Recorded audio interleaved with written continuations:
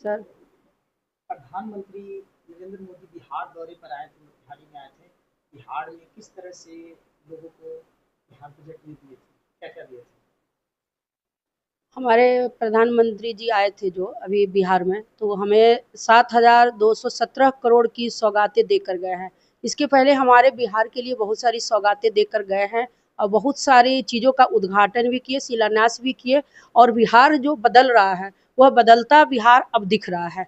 उन्होंने हमारे मोदी जी ने 4 अमृत ट्रेनों का शुरुआत किया, जिसमें गरीबों के लिए ट्रेन। अभी तक हमारे विपक्ष बार बार बोलता था कि बुलेट ट्रेन चलाए, ये चलाए, वह चलाए, सिर्फ प्रथम वर्ग के लिए ही काम करते हैं। लेकिन हमारे मोदी जी ही ऐसे हैं जो गरीब वर्ग के लिए भी काम करते हैं, गरीबों को भी ध्यान में रखते हैं। और उन्हीं के लिए 4 अमृत ट्रेनों का जो है वह चलाए हैं कि जिसमें गरीब भी आसानी से कहीं आ जा सकते हैं।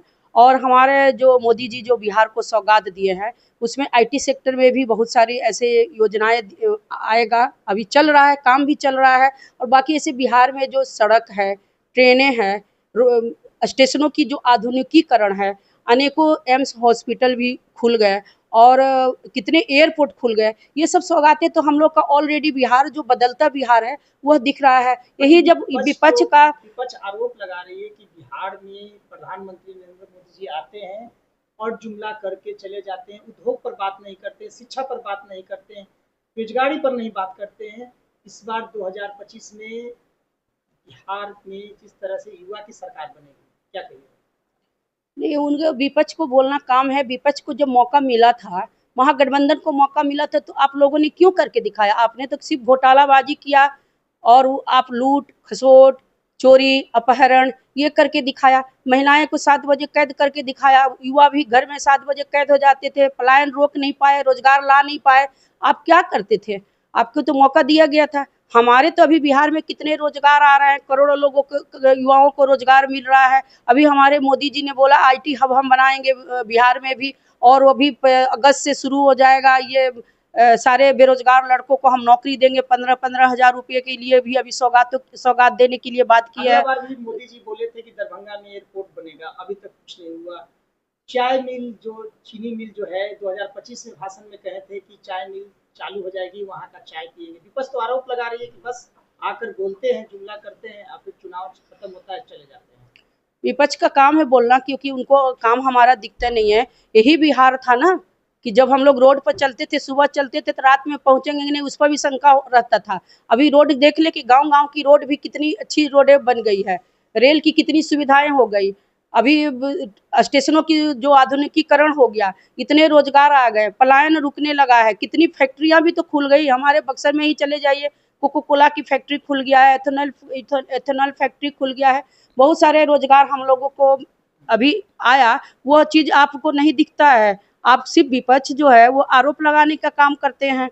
अभी उनको अपना जो मौका मिला था तो उन्होंने क्यों नहीं पलायन रोक पाया? एक भी फैक्ट्री नहीं लगा पाए, एक भी हॉस्पिटल नहीं खोल पाए। हॉस्पिटल खोलने के लिए जब आया था कभी, तो ये लोग के अपहरण रंगदारी वसूली की मांग करने लगे। रंगदारी वसूली के कारण सारे फैक्ट्रियां और जो हॉस्पिटल था वह बन नहीं पाता था बिहार में। 11 साल से आपकी सरकार बिहार में चल रही है, केंद्र में चल रही है, अभी तक बिहार में जो है उद्योग नहीं लगा है, युवा परेशान है, रोजगार नहीं मिल रहा है बिहार को।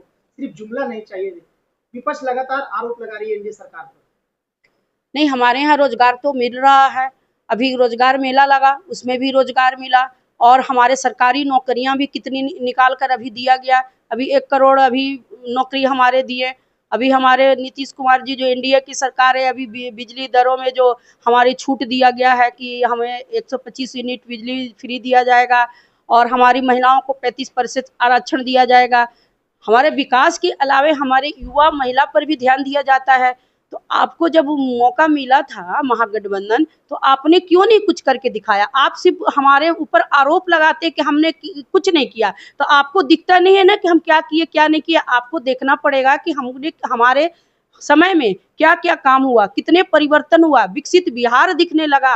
यही बिहार था जब बिहार के लोग बाहर जाते थे तो बिहार की हंसी उड़ाई जाती थी। आज बिहार में लोग आना चाहते हैं, फैक्ट्रियां लगाना चाहते हैं, रोजगार जो पलायन किए हैं वो लोग वापस आ रहे हैं। बहुत सारे ऐसे उदाहरण हैं लोग कि जो पलायन किए लोग हैं अब बिहार में फिर से वापसी हो रही है और हमारे जमीन का रेट भी बढ़ रहा है। नेता प्रतिपक्ष तेजस्वी यादव कह रहे हैं कि बिहार में लॉ एंड ऑर्डर जो है दिन दहाड़े अपहरण हो जाता है, दिन दहाड़े किसी को गोली मार दी जाती है।